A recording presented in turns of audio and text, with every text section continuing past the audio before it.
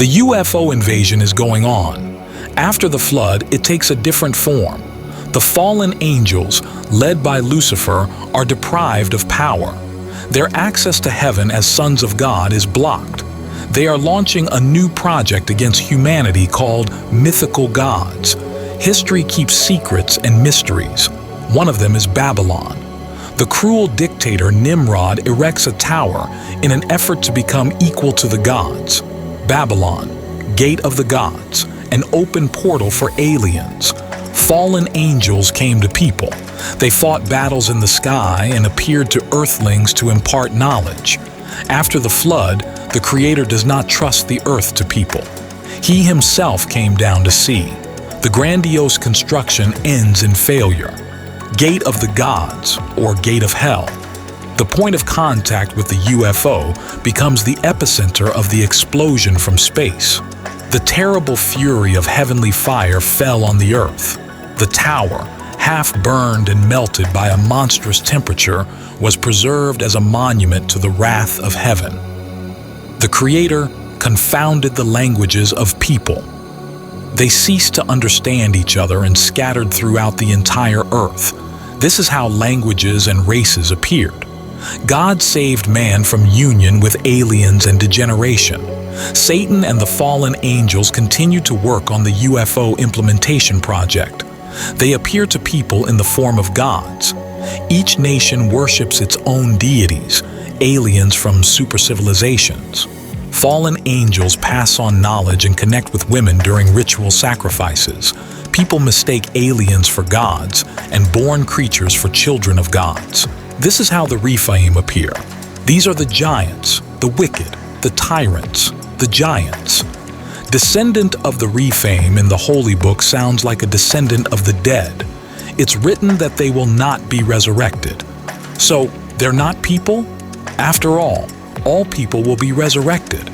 Some to receive rewards, others to receive punishment. But the Rephaim are the eternal dead, impure offspring of aliens, unclean spirits, and earthly women. Throughout the history of the earth, there has been a battle of unidentified flying objects in the sky and on the earth. The history of many nations preserves the memory of how gods fought among themselves. The white gods always won. These are angels of light, fighting for the Creator, taking power from the fallen angels of Lucifer. The earth will also have to be cleared of the Rephaim. Only the Creator's plan must be accomplished. God chooses Abraham, promising to make a nation from him. The chosen one of heaven believed God. He left the center of Sumerian civilization, the place of worship of the gods, and followed the one Lord. Abraham receives offspring from a barren wife. This nation is destined to fulfill a great mission, to cleanse the earth from uncleanness, the descendants of the fallen angels, from the Rephaim, and to show all peoples that there is only one holy God, and the gods of the peoples are fallen spirits, unclean power. Egypt is the center of ancient civilization, becomes a place of trial for extraterrestrial aliens. Moses, the prince of Egypt, was sent by the Almighty to carry out judgment on all the gods of Egypt. Pharaoh called himself an immortal god. The challenge is thrown, the collapse of the empire begins. The priests of the Pharaoh use the power of fallen spirits. Moses demonstrates the power of the Creator. The gods or demons of Egypt are defeated. Creation and the elements submit to the Creator. Moses leads the people out of slavery. They engage in epic battles. They cleanse the earth of the impure descendants of UFOs, half humans, half demons. God's people, endowed with the power of the Creator, fight against demigods, the children of fallen angels. They expel and exterminate the Rephaim. The Creator brings order. He loves man and doesn't allow him to degenerate. The devil's program fails. David, the young man, easily defeats the descendant of the Rephaim Goliath. A giant warrior goes out to battle in the name of his gods. David comes out in the name of the true God. Goliath was struck down by a stone fired from a young guy's sling. Goliath's grave has been found. The skull contains a hole from a young man's sniper throw.